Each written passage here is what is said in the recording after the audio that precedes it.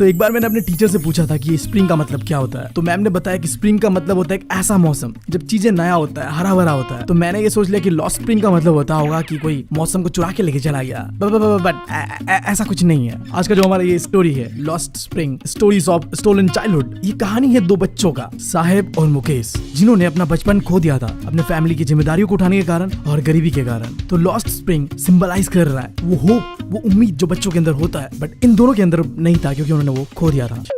But इससे पहले मैं हूं तुम्हारा दोस्त और होस्ट बेबी निकल, जो एक स्टोरी टेलर बनने के जर्नी पे एक्सपर्ट नहीं हूं, बट हाँ वो चीजें कर रहा हूं जिससे मुझे अच्छा फील हो और तुम लोगों को ये स्टोरी मरते दम तक याद रहे। अगर तुमने अभी तक चैनल को सब्सक्राइब नहीं किया है तो क्या कर रहे हो यार, जल्दी से 1 मिलियन कर दो भाईगा। हम बढ़ते हैं स्टोरी की ओर। हम शुरुआत करते हैं साहिब की स्टोरी के साथ, जिसका टाइटल है some time I find a rupee in the garbage. तो हमारा भाई साहिब एक रैट पिकर है, यानी कि कचरे उठाने वाला, जो कि वैसे तो था बांग्लादेश का कैपिटल ढाका से, जहां उसके पास हरे भरे खेत थे। बट फिर उसके साथ कुछ ऐसा होता है कि उसे अपना देश छोड़ना पड़ता है। उसकी माँ ने कहा था उससे कि लगातार तूफान और फ्लड के कारण उन्हें अपना देश छोड़ना पड़ा था। और आज वो दिल्ली के पास पे एक स्लम एरिया है जिसका नाम सीमापुरी है, वहाँ अपने फैमिली के साथ रहता है। हमारे स्टोरी का शुरुआत होता है एक ऐसे सीन के साथ जहां में स्टोरी का ऑथर देखती है कि हर रोज उसके घर के पड़ोस पे सुबह सुबह साहिब कचरे उठाने आता है। अब ऑथर का नाम तुम मुझे बताओगे। अगर सिंगल नहीं बनना चाहते, बाबा बंगाली के श्राप से बचना चाहते हो, तो कमेंट सेक्शन तुम लोग के लिए ऑथर का नाम क्या है जल्दी मुझे बताओ, वरना तो यार सिंगल ही बनना है तुम्हें मेरी तरह। अब सोच लो। खैर स्टोरी पे बढ़ते हैं। तो हर रोज सुबह सुबह साहिब ऑथर के पड़ोस पे आता है कचरे उठाने के लिए। ऐसे एक सुबह को ऑथर साहिब को रुका के पूछती है, Why do you do these things? I have nothing else to do.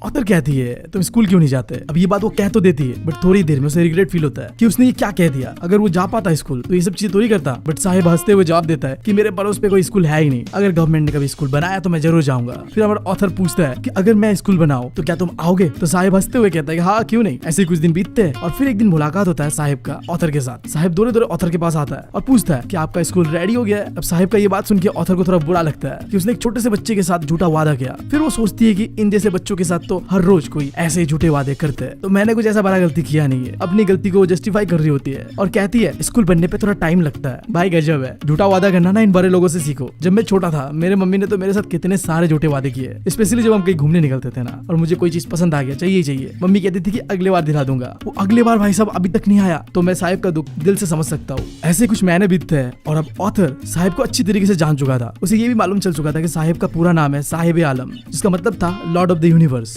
But ये बात शायद साहिब को नहीं पता था, क्योंकि साहिब का जो कंडीशन था ना वो भी कुछ ऐसा ही था। ना उसके पैरों पे चप्पल था और जो उसने कपड़े भी पहने थे वो भी गंदा था, फटा हुआ था। उसे कहीं से भी देख के ऐसा नहीं लग रहा था कि वो लॉर्ड ऑफ द यूनिवर्स है। अब कुछ महीने बीतने के बाद अब ऑथर को सिर्फ साहिब के बारे में नहीं, साहिब के जितने दोस्त थे उनके बारे में भी थोड़ा बहुत पता चल चुका था। साहिब और उसके दोस्त मॉर्निंग बर्ड की तरह थे। सुबह होते ही नंगे पैर दौड़े दौड़े सड़कों पे इधर उधर कचरा उठाते रहेगा और जैसे ही शाम होगा वो अपने घर चले जाते थे। ऐसे एक दिन ऑथर ने साहिब के एक दोस्त को पूछा कि तुम बिना चप्पल के ऐसे क्यों घूमते हो। तो उसने जवाब दिया, मेरे मम्मी ने चप्पल को शेल के ऊपर में रखा हुआ है, उतार के देती नहीं तो मैं पहनूं कैसे। बगल में खड़ा हुआ दूसरा बच्चा कहता है, अगर वो उतार के दे भी देना फिर भी तू फेंक देगा। फिर ऑथर जब उसकी तरफ देखती है तो उसने चप्पल तो पहना हुआ था बट मिस मैच वाला चप्पल था, एक पैर में कोई और चप्पल, एक पैर में कोई और चप्पल। जब पूछती है ऑथर ऐसा क्यों पहना तुमने, वो कुछ कहता नहीं है, एम्बैरस हो जाता है। और जो तीसरा बच्चा होता है वो तो कहता है मुझे तो जूते पहनने हैं। बट उसे देख के ऐसा नहीं लग रहा था कि कभी भी उसने जूते आज तक पहना होगा। अब ये सीन देख के मुझे अपने पेरेंट्स के ऊपर दया आ रहा है यार, कितने अच्छे यार वो लोग। कम से कम PS5 भी तो नहीं दिला रहे, बस दिला देते तो अच्छा रहता, बट बाकी चीजें तो दिला ही रहे। तो यार मैं अपने पेरेंट्स को ये कहना चाहता हूँ यार, love you mom, love you dad, बस अपने बेटे के एक ख्वाहिश पूरा कर दो, PS5 दिलवा दो प्लीज प्लीज यार। खैर स्टोरी में वापस आते हैं। अब ऑथर सोच रही होती है कि उसने ना देश भर ट्रैवल किया है और उसने ऐसा ऑब्जर्व किया है कि शहर से लेके गांव के सड़कों तक बच्चे ऐसे ही नंगे पैरों पे घूमते हैं। और इसका एक्सप्लेनेशन ऐसा दिया जाता है कि ये गरीबी के कारण नहीं, उनका ट्रेडिशन है। बट ऑथर का मानना कुछ और था। ऑथर मानती है कि ये कंडीशन बस गरीबी के कारण ही हो सकता है। उसे याद आता है एक इंसान का कहानी जो कि उदुपी से था। वो एक पुजारी का लड़का था और बचपन में जब भी वो स्कूल जा रहा होता था ना तो मंदिर के पास रुक कर भगवान को विश करता था कि काश मेरे पास भी जूते दे दे भगवान। और 30 साल बाद जब वो उसी टेम्पल को विजिट करता है वो देखता है एक नया पुजारी है और जो उसका बेटा था वो फुल यूनिफॉर्म पे जूते सॉक्स बैग्स पहना हुआ था, जिससे वो कंक्लूड करता है हो सकता है पुजारी के बेटे को जूता मिल चुका था। बट आज भी कुछ ऐसे बच्चे लाइक मेरे पड़ोस का वो कचरे उठाने वाले बच्चे जिन्हें अब तक शूज नहीं मिला था।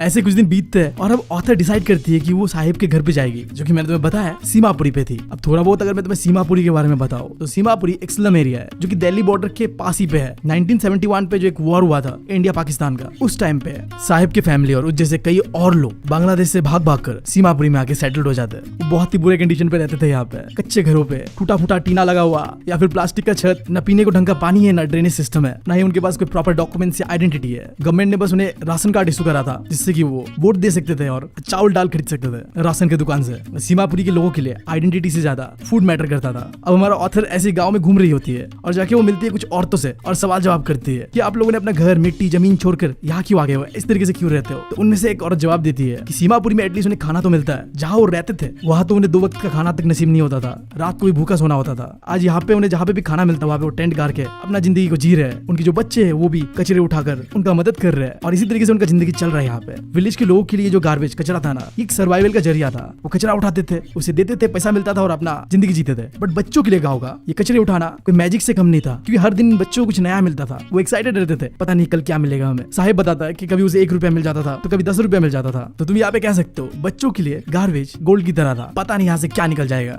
फिर कुछ महीनों बाद फिर साहिब का मुलाकात होता है ऑथर के साथ। सर्दी का मौसम होता है, सुबह का समय होता है। ऑथर देखती है कि साहिब एक टेनिस कोर्ट के गेट के बाहर खड़ा हुआ है। साहिब देखता है कि कुछ लोग सफेद कपड़े पहने हुए टेनिस खेल रहा है टेनिस कोर्ट के अंदर, और वो कहता है कि मुझे ना ये गेम बहुत ज्यादा पसंद है। और साहिब ये भी कहता है कि जो गेट में है ना टेनिस कोर्ट का, वो तो कभी कभी उसे अंदर जाने भी देता है और झूला झूलने भी देता है, पर तभी देता है जब टेनिस कोर्ट पे कोई भी नहीं होता तब। उस दिन साहिब ने टेनिस वाले जूते पहने हुए थे जो कि उसके कपड़े से बिल्कुल मैच नहीं कर रहा था। उसका कपड़ा गंदा पहनता था और वो जूते थे फुल टेनिस वाले। अब ऑथर सोच रही होती है कि कहीं इसने चुरा के तो नहीं लिया किसी से। वो पूछता है साहिब से कि जूते तुम्हें कहाँ से मिले। तो साहिब आगे से कहता है ये जूते मुझे किसी ने दिए। तो बेसिकली ये जूते किसी अमीर लौंडे के थे। तो थोड़ा सा छेद हो गया था जूते में, तो उसने कहा कि मुझे नहीं चाहिए, फेंक दो। तो इस तरीके से वो साहिब को मिलता है। उस अमीर लौंडे के लिए जूता जिसमें छेद हो गया था बेकार था, बट साहिब जैसे बच्चे के लिए जिसने जिंदगी भर शायद ऐसे नंगे पैर जीना सीखा था, ये फटे हुए जूते एक सपने की तरह था जो उसने पूरा कर लिया था। फिर ऑथर सोचती है हाँ शायद उसका ये सपना तो पूरा हो गया है, बट टेनिस खेलना ये सपना शायद उसका कभी पूरा ना हो, क्योंकि साहिब ने बताया था कि उसे टेनिस खेलते हुए देखना बहुत पसंद है। इसका मतलब तो यही हुआ ना कि वो भी टेनिस खेलना चाहता था, बट शायद ये सपना कभी साहिब का पूरा ना हो पाए।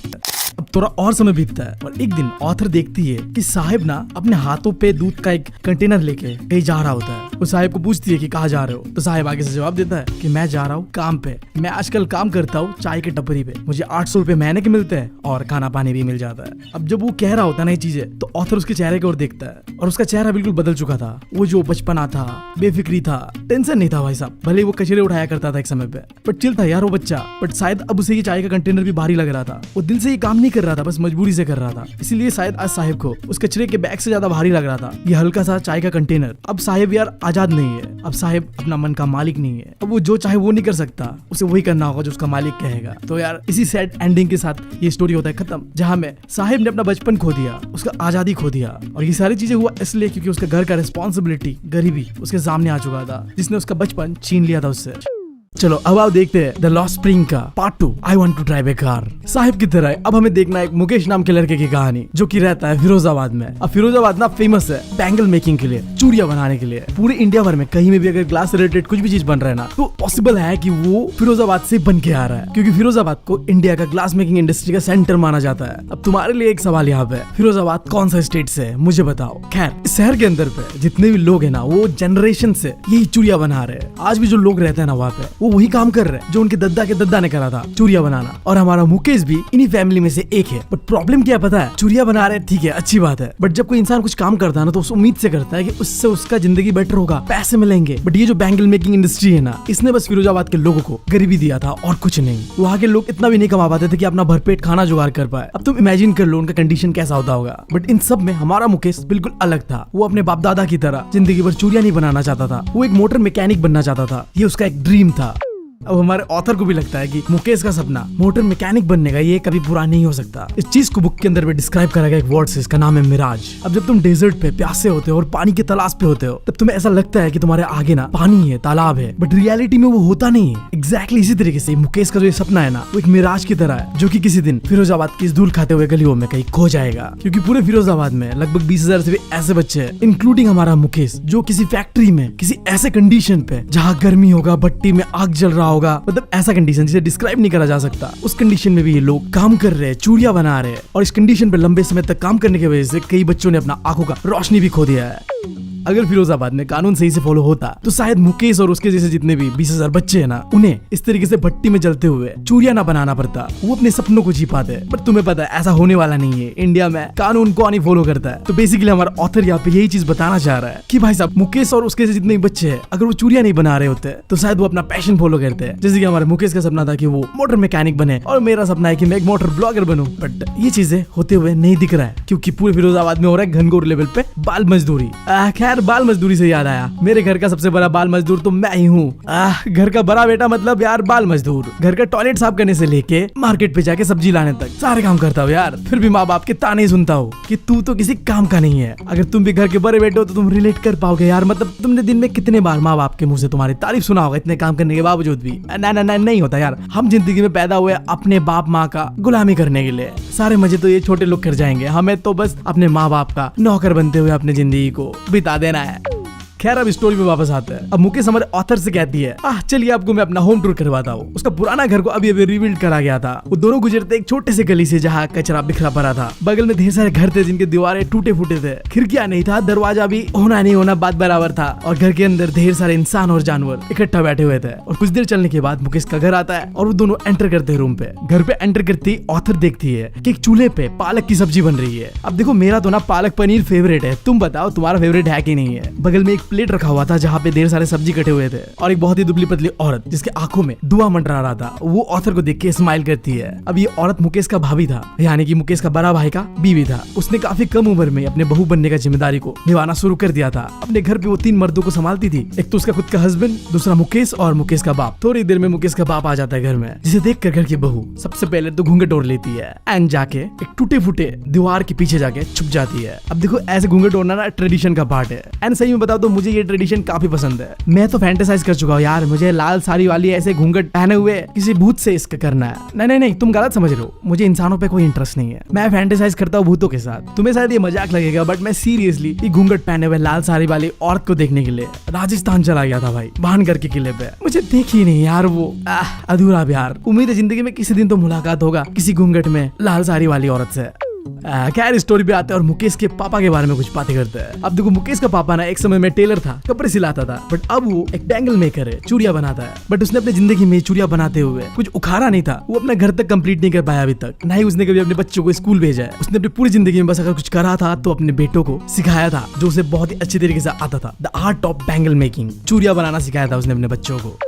फिर ऑथर मिलती है मुकेश के दादी से। अब मुकेश की दादी कहती है ये मुकेश का कर्मा है, उसका डेस्टिनी है कि वो चूड़िया ही बनाएगा। उसका खुद का पति भी अंधा हो जाता है ऐसे चूड़िया बनाते बनाते, कोई ग्लास का टुकड़ा उसके आंखों में गिरने की वजह से। दादी कहती है कि हमने एक ऐसे कास्ट में जन्म लिया जिसका काम ही है चूड़िया बनाना, तो हमें जिंदगी भर चूड़िया ही बनाना पड़ेगा। हमने अपने पूरी जिंदगी में चूड़ियों के अलावा और कुछ नहीं देखा है। फिरोजाबाद के किसी भी कोने में, किसी भी गली में तुम चले जाओ, तुम्हें बस दिखेगा तो बस चूड़िया ही। इसीलिए ऑथर कह रही थी कि मुकेश का जो ये सपना है ना कि मोटर मैकेनिक बनने का, ये शायद एक मिराज है जो कि फिरोजाबाद के धूल खाते हुए गलियों में कहीं खो जाएगा एक दिन। फिरोजाबाद में तुम किसी भी घर पे चले जाओ, उनके आंगनों पे तुम्हें रंग बिरंगे चूड़िया दिखी जाएगा। Sunny gold, paddy green, royal blue और पता नहीं कितने, जितने रेनबो में कलर्स होते हैं ना, उतने कलर्स के चूड़िया तुम्हें फिरोजाबाद पे मिल जाएगा। जब चूड़िया बन जाते हैं ना तो एक ठेला आता है 4 चक्कों वाला, वहाँ पे इन चूड़ियों को रखा जाता है और एक जवान इंसान इस ठेले को ठेलते हुए मार्केट लेके जाएगा फिरोजाबाद की गलियों से, और वहाँ जाके सारे चूड़ियों को बेच के आ जाएगा। यही जिंदगी चलते आ रहा है फिरोजाबाद के लोगों के साथ। फिर हमारे ऑथर को दिखता है कि कचरे झोपड़ियों में अंधेरा घर है, बस एक लालटेन है जिसके नीचे पूरा फैमिली, लड़का लड़की, बाप माँ इकट्ठे लाइन पे बैठे हुए हैं और चूड़िया बना रहे हैं। और लंबे समय तक ऐसे अंधेरे कंडीशन पे काम करने की वजह से कई बच्चों ने अपने आंखों का रोशनी तक खो दिया है। फिर थोड़ा और आगे जाने के बाद ऑथर मिलती है सविता से। उसके बगल में एक बूढ़ी औरत बैठी हुई थी और वो दोनों ही चूड़िया बना रहे थे। सविता भाभी का आई मीन सविता भाभी नहीं, सविता का हाथ ऐसा चल रहा था जैसे मशीन चलता हो। चेहरे पे कोई इमोशन नहीं था, बट उसका हाथ ऐसे चल रहा था चूड़िया बनाते हुए जैसे कि कोई रोबोट बना रहा है चूड़िया। अब इसे देख के हमारी ऑथर सोच रही होती है क्या इस लड़की को पता है इस चूड़ी का क्या इंपॉर्टेंस है। ये चीज तो हम सबको पता है कि इंडियन वुमेन्स के लिए बैंगल्स का कितना इंपॉर्टेंस होता है। एक सुहागन का ताज होता है भाई साहब, स्पेशली जो लाल चूड़िया होते हैं ना, वो तो सिंबल होती है एक सुहागन का कि वो शादीशुदा है। अभी शायद सविता को ये पता ना हो कि क्या इंपॉर्टेंस है इन चूड़ियों का, बट जब वो शादी कर लेगी एक दिन तो उसके हाथों में भी लाल चूड़िया पहनाई जाएगी, सर पे लाल घूंघट ओढ़ा जाएगा और वो किसी की दुल्हन बन जाएगी। एग्जैक्टली जैसे उसके बगल में में बैठी हुई वो औरत कभी किसी की दुल्हन बनी थी। आज भी उस औरत ने उसके हाथों पे चूड़ियां पहनी हुई है, पर उसके चेहरे पे अब वो खुशी, वो मुस्कान नहीं है। वो औरत ऑथर से कहती है कि मैंने अपनी जिंदगी में कभी भरपेट खाना नहीं खाया। तुम समझ रहे हो क्या सिचुएशन है वहाँ का? तब मेहनत से लोग काम करते हैं, बट वो भरपेट खाना तक अपने लिए इकट्ठा नहीं कर पाते। उसका पति आता है और कहता है हमें बैंगल्स बनाने के अलावा और कुछ नहीं आता। उसने अपनी पूरी जिंदगी में अगर कुछ करा था तो अपने फैमिली के लिए एक छोटा सा घर बनाया था। अगर तुम्हें लग रहा है कि ये छोटा बात है, नहीं यार, इंडिया में आज भी कई ऐसे लोग हैं जिनके पास अपना घर तक नहीं है। जब कंडीशन बहुत बुरा होता है तो वो कहीं भी रह लेते हैं, और कुछ लोग होते हैं मेरे तरह जो किराए के मकान में रहते हैं। हाँ यार, मेरा भी कोई घर नहीं है अपना, मैं भी किराए के मकान में रहता हूँ। दुख है यार, दुख है। खैर अब स्टोरी पे आते हैं। ऑथर भी यहाँ पे यही चीज कह रही होती है कि इस बंदे ने वो चीज अचीव करा था जो कई लोग नहीं कर पाए। कई लोगों का सपना है एक घर जहाँ तुम अपना सुकून का नींद और चैन ले सकते हो। कई लोगों का ये सपना होता है। फिर हमारे ऑथर को दिखता है कि फिरोजाबाद के हर एक घर में बस एक ही चीज को लेकर रोना था कि हमारे पास तो पैसे ही नहीं है, हम कुछ कर ही नहीं सकते अपने लिए, बस चूड़ियां बना रहे हैं। इवन तो ये काम करके उन्हें इतना भी पैसा नहीं मिल रहा है कि वो भरपेट खाना खा सके। यही बोरिंग काम सालों से करते करते अब उन लोगों के अंदर पे कोई सपना, होप, ड्रीम कुछ नहीं है। अब वो अपना जिंदगी को बदलना भी नहीं चाहते, जो जैसे चल रहा है चलने दो। ऑथर कुछ यंग लड़कों से पूछती है कि तुम लोग इकट्ठे मिल क्यों नहीं जाते हो, एक टीम बना लो एंड एक कोऑपरेटिव स्टार्ट करो जिससे कि तुम ज्यादा प्रॉफिट कमा पाओगे, ये मिडिल मैन को भगा पाओगे। अब देखो, तुमने अमूल डेयरी का नाम सुना होगा, जहाँ में फार्मर्स दूध इकट्ठा करते हैं आपस में एंड देन कोऑपरेटिव बना के अमूल डेयरी को चला रहे हैं। एग्जैक्टली इसी तरीके का सजेशन दिया था ऑथर ने कि आप लोग भी एक कोऑपरेटिव बना लो, एक ग्रुप बन जाओ और फिर बिजनेस करो, देखना अंधा पैसा छापोगे। तो वो लोग कहते हैं कि अगर हमने ऐसा करा ना तो पुलिस हमें अरेस्ट करेगी, हमें मारेगी, हमारे साथ एक क्रिमिनल की तरह ट्रीट करा जाएगा। वो सारे के सारे हेल्पलेस थे, उनके पास कोई अपना लीडर नहीं था जो उन्हें गाइड कर पाए, जो उन्हें इन सिस्टम से लड़ने पे मदद करे। अब ऑथर को फिरोजाबाद के अंदर पे दो दुनिया दिख रहा है, एक जहाँ पे गरीब फैमिली से कास्ट सिस्टम है और गरीबी है जहाँ में बचपन से ही लोग अपना जिंदगी बिता रहे हैं, और दूसरी तरफ साहूकार, middle man, police, government, politicians, ये लोग हैं जो मजे मार रहे हैं। यार रियल वर्ल्ड में भी ऐसा ही होता है, कुछ लोग जिंदगी में मजे करते हैं क्योंकि वो पैदा ही हुए हैं सोने के चम्मच लेके, और कुछ हमारे जैसे लोग हैं जो स्ट्रगल करते रहते हैं और स्ट्रगल के साथ ही हमारा जिंदगी खत्म हो जाता है। खैर स्टोरी पे आगे बढ़ते हैं। ऑथर बताती है कि फिरोजाबाद के अंदर में जो बच्चे हैं ना, वो पैदा होने के साथ साथ उनको मिलता है बोझ, गरीबी का, कास्ट का एंड होपलेसनेस का। उन्हें जो जिंदगी मिला है ना, वो जिंदगी उन्होंने एक्सेप्ट कर लिया है कि हमारे साथ कुछ बदलने नहीं वाला, जो है ऐसे रहेगा, ऐसे चलेगा। अगर तुम अपना जिंदगी बदलना चाहते हो ना तो तुम्हें डेयरिंग होना पड़ेगा। बट फिरोजाबाद के बच्चों को बचपन में ये चीज सिखाया नहीं गया था कि कैसे डेयरिंग बनते हैं। बट मुकेश बिल्कुल अलग था। मुकेश डेयरिंग था, वो भी तो फिरोजाबाद में पैदा हुआ था, उसके साथ भी सेम दिक्कतें थे। उसकी फैमिली गरीब था, बट उसके पास एक सपना था, एक ड्रीम था कि वो बनना चाहता है एक मोटर मैकेनिक, और तुम्हारा भाई बनना चाहता है एक motor blogger. I don't know तुम सपोर्ट करोगे कि नहीं करोगे। अगर सपोर्ट करते हो तो जाके चैनल को सब्सक्राइब कर लो। द माउंटेन गाय। कहाँ आ गए, टॉपिक पे बढ़ते हैं। हाँ, तो मुकेश बनना चाहता है मोटर ब्लॉगर, सॉरी मुकेश बनना चाहता है मोटर मैकेनिक, और वो ये चीज करके ही रहेगा। वो कहता है कि मैं गैराज जाऊंगा और सीखूंगा कैसे गाड़ी चलाते हैं, कैसे गाड़ी बनाते हैं। ऑथर कहती है कि तुम्हारे घर से तो गैराज बहुत दूर है, तुम कैसे जाओगे? तो मुकेश कहता है कि मैं पैदल चल के चला जाऊंगा। देखो, अगर तुम्हारे पास जुनून होना कोई चीज करने का तो तुम कैसे भी कर लोगे। और मुकेश को देख के ऐसा लग रहा था कि इस बंदे में जुनून तो है। ऑथर पूछती है कि किसी दिन तुम क्या आसमान में हवाई जहाज उड़ाना चाहते हो क्या? मुकेश डायरेक्टली मना कर देता है, क्योंकि मुकेश औकात से बाहर का सपना नहीं देखता। उसे पता है कि वो क्या कर सकता है और क्या नहीं कर सकता है। फिर ऑथर मन ही मन सोच रही होती है कि अगर फिरोजाबाद से कोई हवाई जहाज उड़ के जाता तो मुकेश जैसा कोई और ये सपना भी देखता है कि एक दिन मैं हवाई जहाज उड़ाऊंगा। बट ऐसा कुछ हो नहीं रहा है इस शहर के अंदर। बट हाँ, जो सपना मुकेश ने देखा है शायद एक दिन वो अचीव कर ले। इसी के साथ ये स्टोरी होता है खत्म। उम्मीद है तुम लोगों को पसंद आया होगा ये चैप्टर। अगर आया तो ना भाई के चैनल को सब्सक्राइब करे बिना जाना मत। अगर ऐसे एनिमेटेड कंटेंट देखना चाहते हो चैनल को चेकआउट करना और सपोर्ट करते रहना। Thank you, love you all.